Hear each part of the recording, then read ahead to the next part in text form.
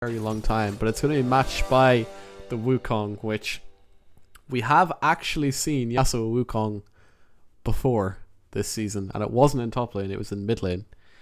And Yasuo had a, safe to say, relatively difficult time into it. Yeah, this is one of those matchups where Arens should have a fun time in top. And we are in. Any level 1 shenanigans. A pause. An unpause.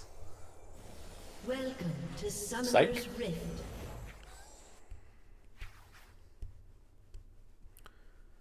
There might be a flash hook 30 straight seconds between until that little minions baby spawn. dragon's eyes. It's happened again. Hopefully this is just a short stint Yeah, this time. it might just be a short freeze because of a pause.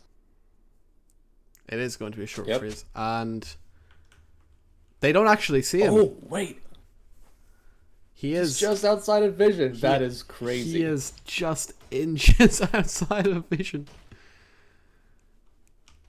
Oh lord, they have and no he's idea. typing. Oh my god. He's typing as well. He doesn't know how close he is to just dying Minions here. have spawned. Oh my god. There's no way. He's going to get away with that. I thought they were just waiting until all 5 of them were in the same spot and they were going to go for the flash hook, but no, they couldn't see him the whole time.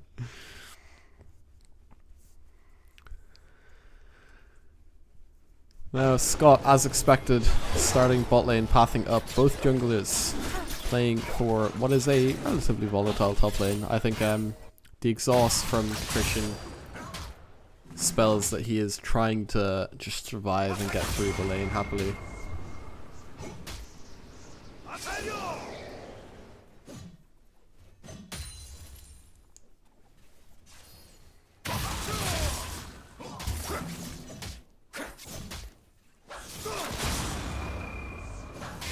Christian lot of actually trading. trading back well with Grasp. He's gonna have it back up again. Exhaust used. Oh, it's gonna be very Oh, close. Arens! And it's first blood for Arens on the Wukong. It's so close, but you can see the difficulty of this matchup when he had such a big HP advantage, played the start of the fight so much better, and still that Yeah, is Christian, he played that fine, but like you just can't get past the raw power of Wukong, who started E, and he has Conqueror stacked as well. Like auto for auto, you just can't really win. yeah, and that is a disaster for the CHD top laner. Duke jamming hook just goes wide. I don't think Morg scaled her E level 2. Seraphine getting that early ward down into mid. Offers a little bit of safety from the Jarvan.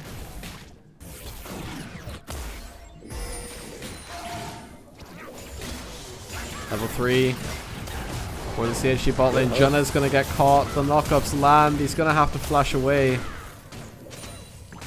And that's all he's gonna have to do. Does have that teleport available. Both bot laners do have that teleport available. Not quite what we wanted to Bit see. of a fight in top lane. CHG are looking for it. They want this scuttle. The mark is going to go to Scott. They want more than that. Kusio goes in, finds the Seraphine with the EQ. Becca still does have flash available. The red buff is going to be what kills him. Mercutio, the next to fall. This looks like a good fight for T4T. So much damage going out onto Arens. The flash over the wall is perfect from Scott. And Arens! They're going to trade 1-for-1. A fight going on in bot lane as well. Aura on fire is so weak and he's going to fall. Duke jamming should be able to just walk out, but it's kills and kills and kills all over the map. A very chaotic early game. But I think this Kindred is the biggest beneficiary of that chaos. obviously with Kindred you want to get the game going quickly, you want to start fighting, you want to be able to contest your marks, and a 2-kill lead this early in the game. But it is a little bit at the expense of her solo laners. Plenty of stacks picked up in that fight for Amari, and Christian Simeone now is going to have an absolutely miserable time. Yeah, Wave's already in a bad spot for him. I was really surprised that T4T went for that skirmish topside, honestly. I thought they were just going to lose harder than they did. They still gave away 2 kills to Kindred, which is, like, not what you want to see. But it turned out to be a somewhat even trade, and they also won quite hard on the other side of the map, so they are just not afraid to tackle them head on here. Bekla looking for that roam into top lane. Aaron Fire and Duke jamming, making a play, getting some vision down into their jungle. And I think this Smolder pick is that might have been what teams should have, champs like that might have been what teams maybe should have looked towards, because he's having a lot of time to get free stacks. He's not able to get punished by the Seraphine at all.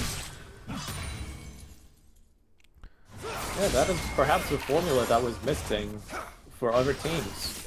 If Bekla is just going to opt for these picks like Seraphine or Karma even, you have a lot more room to just pick champions that can scale freely and provide a lot of value in these team fights. It's not the first time Smolder got picked by T4T either. They've already shown they can pick this. Yeah, as I understand it, he has a very similar, like, the amount of stacks you want is roughly similar to Acel, maybe slightly less. Looking at him now, he's sitting on 38 at 6 minutes, which I think is about average / decent. Saying that, T4T's bot lane, a little bit sure what this Vel'Koz is able to poke so efficiently from behind the wave. Arenz is just taking the fight to Christian. Cusco is available in the top lane, but so is Kindred, and Bekla's here as well. I don't think they want this. Might just be able to leave. Yeah, the call will be to back off, surely. I mean, Amari doesn't need to follow this. Yeah, I mean, it's again, he's just getting to play for free. It's exactly the kind of early game that Smolder wants.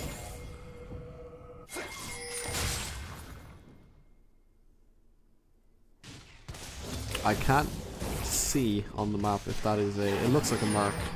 I believe it is. Scott is sitting on 3 marks at 7 minutes, which is very, very good for the Kindred. Oh. Arenz is going to go in with the ult. Mercutio is there as well. Christian is not as low as you'd want him to be.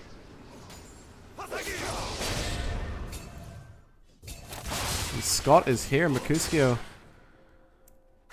should... Jarvan, no EQ combo.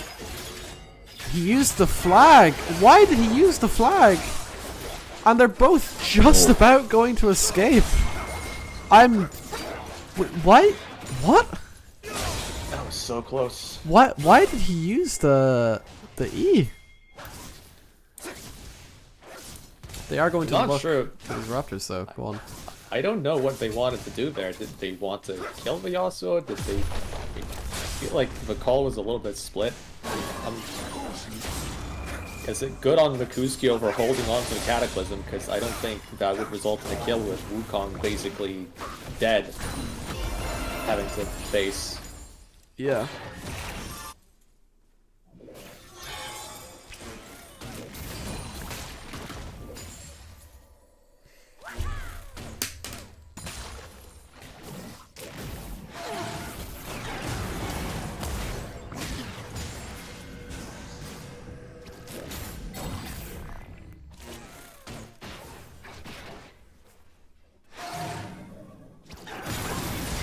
Cabin Chameleon's going to get caught out. The ulti is cancelled by the Ziggs W. Still going to fall to that ignite. A really avoidable death for Cabin Chameleon. The EQ has failed, but it's still going to get the flash out of Ara.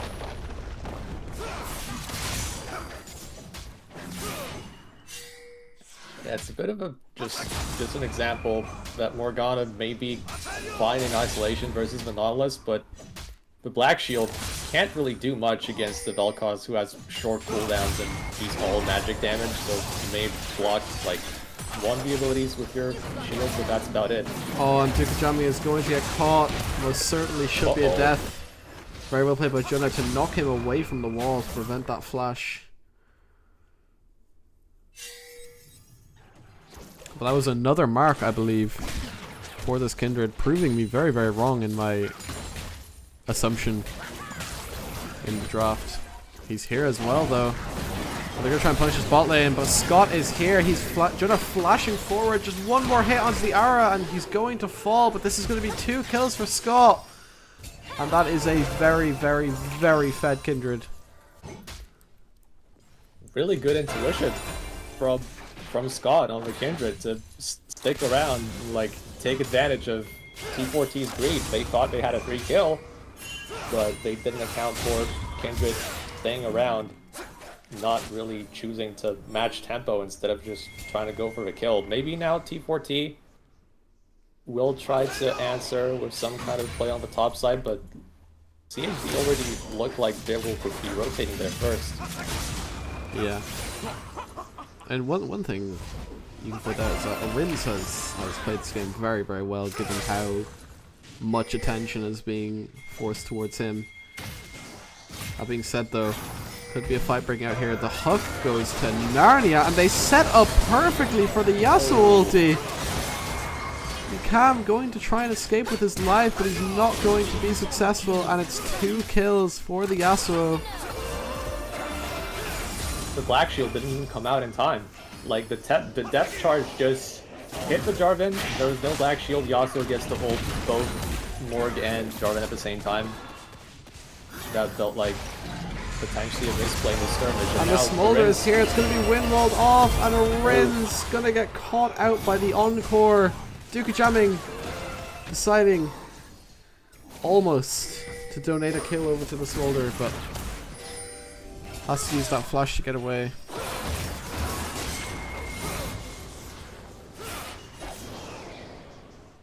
I mean, that's just the thing that defines this team.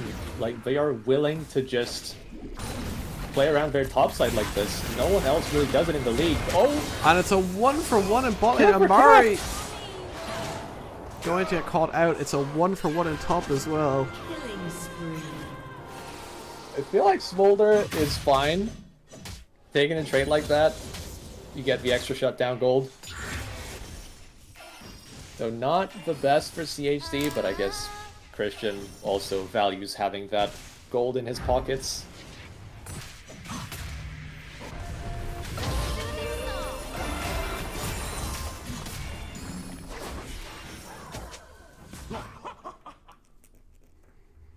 This game, as most CHD games tend to go, looked good for T4T, but it's just a few mistakes, and it gets rough very, very quickly. But there is still this Smolder.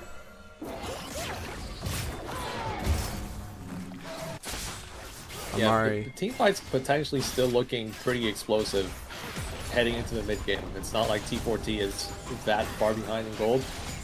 Smolder Ziggs combo is still very scary to deal with. T4T are first on this dragon, they're just hitting it right now. They're looking to get CHD to walk into them. Kindred over the wall. It's going to have to come down to a smite fight, and Kuskio is going to be the one who wins it. Uses the Cataclysm perfectly to get out of that Vel'Koz ultimate. Going to pay the price ultimately. The Kindred ult is going to come out as well. The Encore is really, really big from Bekla. This fight is so close. Smolder just trying to get the last hit. He does. Our on Fire is still alive. This fight is on an absolute knife's edge. I think Amari, one way or the other, is going to say goodbye to this fight. Junna going to be next. Too much. Once again, I feel like T4T are trying too hard to get kills. this is what I was talking about before the game. It's just hard to commit fully to a fight against CHD. You have these mages, you have the Seraphine. The Kindred ult actually managed to block so much damage from Smolder and Ziggs. Like, in the middle of that fight, it's just... You have to choose your battles carefully, and T4T are once again getting shown up in the team fight.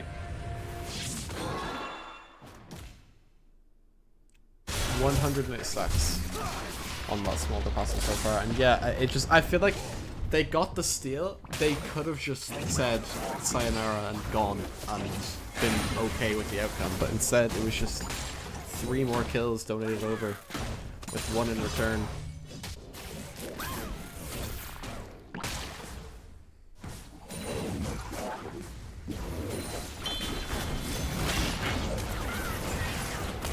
Are on fire, falling very, very low. Might just be 1 more ability, but he's gonna burn the flash and get nothing for it. And T4T over the past 6-7 minutes, it's just been mistake after mistake after mistake. Mercutio is going to go back in! And Amari might be next. They're just gonna settle for the Herald. And it's just too much. They don't need to do this. Hold on, that might not be it. TP? Amari just about going to get away with his life. Orin's trying to get something.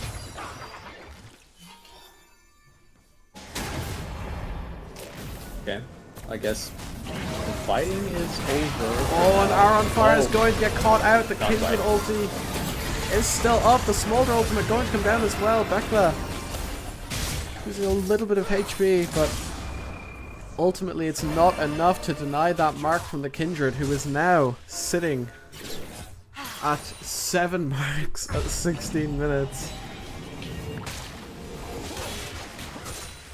Yeah, you don't get much more fed than this.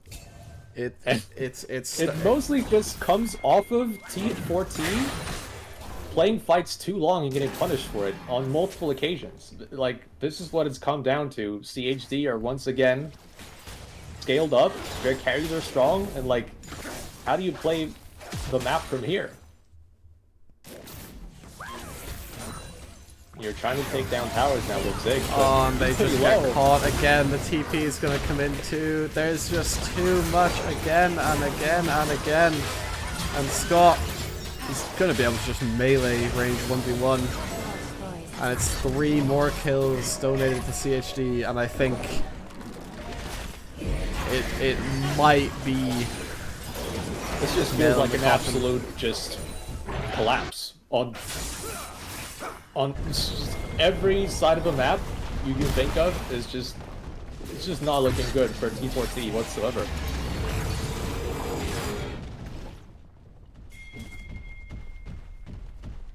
I feel like I just keep seeing them make plays that they don't really have business making.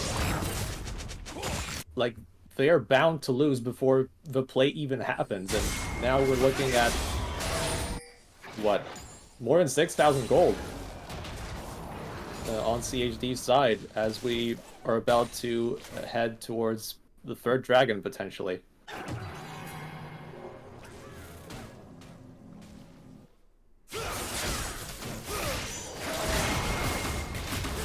For T4T, you can't afford to keep fighting at such a pace. You're just going to keep getting punished. They're able to get away from the Encore, but the Morgana ultimate going to catch out, and simply not just putting melees on the back line. And this should spell the end, truly, of T4T.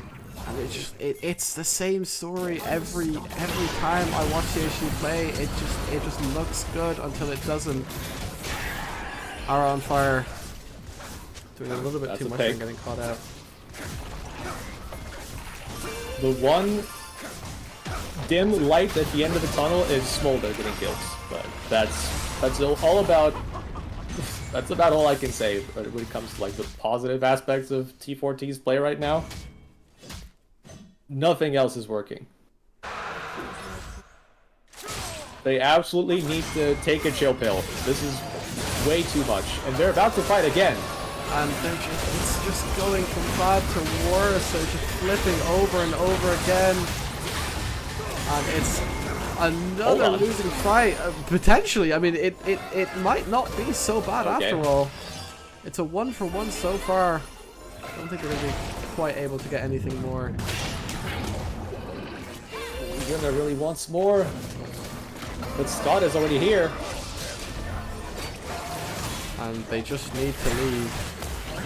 But they're not going to. They're going to be forced into this fight. Oh, 1 falls, 2 falls. And that's going to be Baron next, I assume. The mages just set up Kindred so well at this point. Like any kind of CC that lands or just about anything is immediately followed up by tons of damage from the jungler. Encore's good, but Smolder wasn't targeted by the tower, so.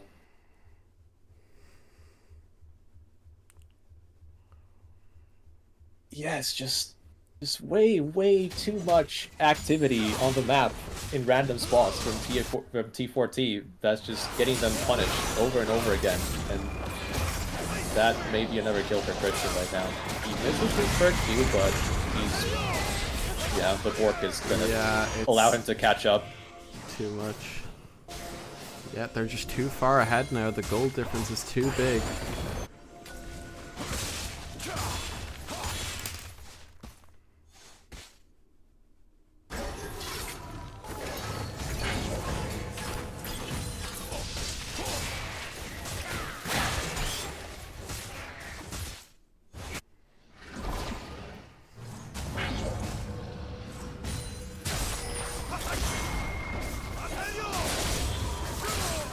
And now T4T are trying to prevent the Baron, but at the same time, they're still having to deal with the side laner. Oh, Satchel's good. Oh my... Just got a 1v1 Christian Simeone. He flashes away. And he's gonna pick up the kill. But it's gonna be at the expense of a Baron on the other side of the map. Well, T4T has teleports. I don't know if they want to interrupt this or not. Oh, they will get there too late. I feel like they just are not going to contest this at all.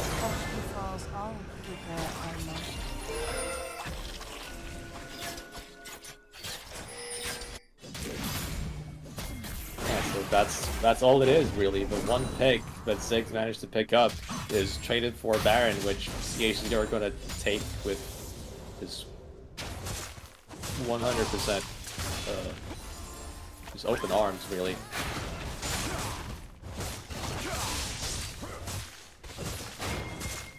It's not really getting much better.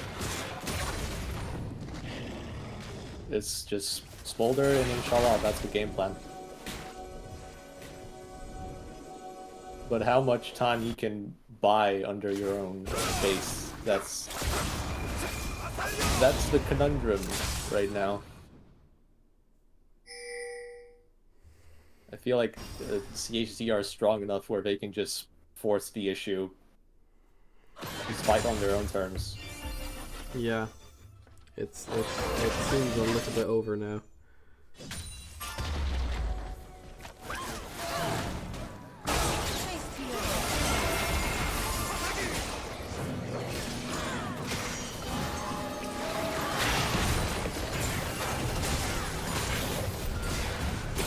Cusco's gonna get pulled back. He's gonna get knocked up as well. And T4T just running riot inside this T4T base. Amari, next victim of this massacre.